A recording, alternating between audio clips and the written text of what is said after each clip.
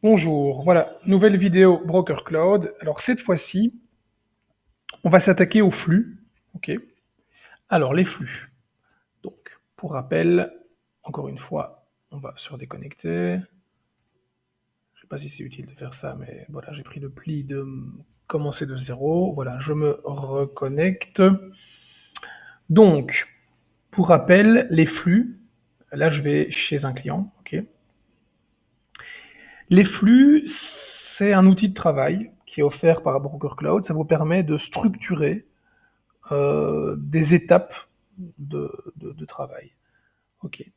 Donc, quand les flux sont créés déjà, quand vous entrez chez un nouveau client, eh bien, c'est toujours le même principe. Vous allez dans le menu Requête et vous choisissez un flux. Ici, ajouter un flux. Et là, il vous propose différents modèles de flux. Ok.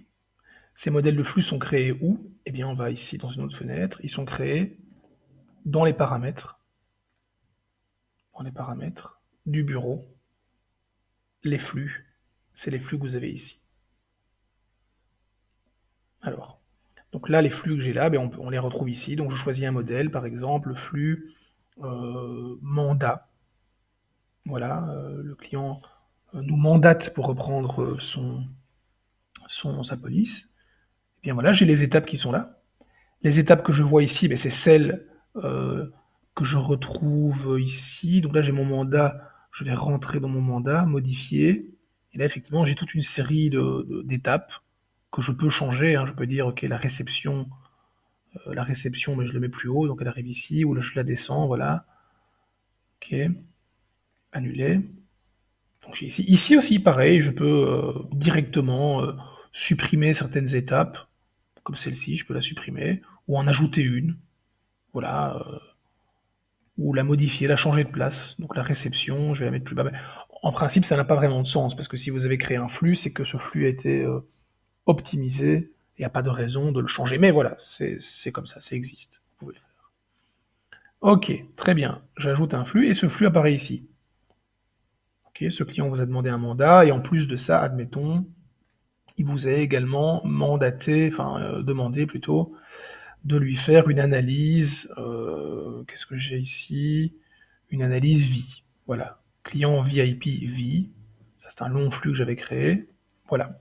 Et donc les flux sont ici. Voilà. Donc là, vous savez voilà, que vous devez travailler pour ce client. Euh, et vous avez les différentes étapes à suivre. Donc là, on a un début. Première étape, c'est l'état des lieux. Bah, admettons, c'est fait. Voilà, j'ai créé mon document état des lieux. J'ai étudié son profil de risque. J'ai analysé ses besoins. Voilà, je m'arrête ici parce que c'est la fin de la journée. Au niveau du mandat, eh bien, j'ai envoyé le mandat au client. Et voilà, la journée se termine.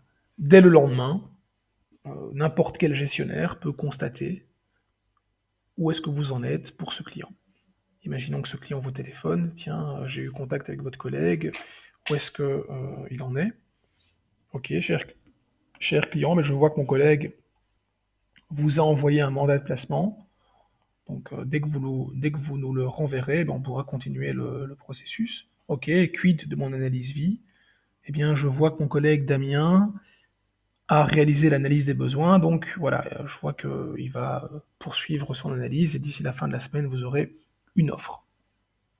Ok. Pour des raisons statistiques, vous pouvez aussi consulter le journal ici, voilà, voir le journal.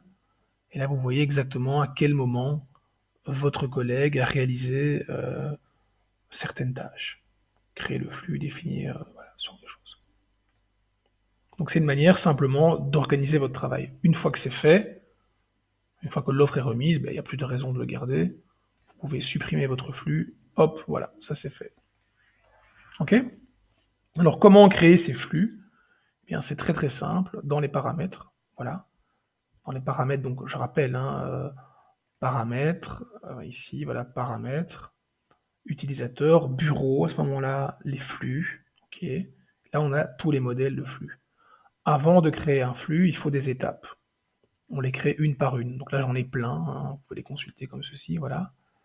Euh, donc pour créer une étape, c'est très simple. Plus, je donne le nom de l'étape. Hein, voilà, test.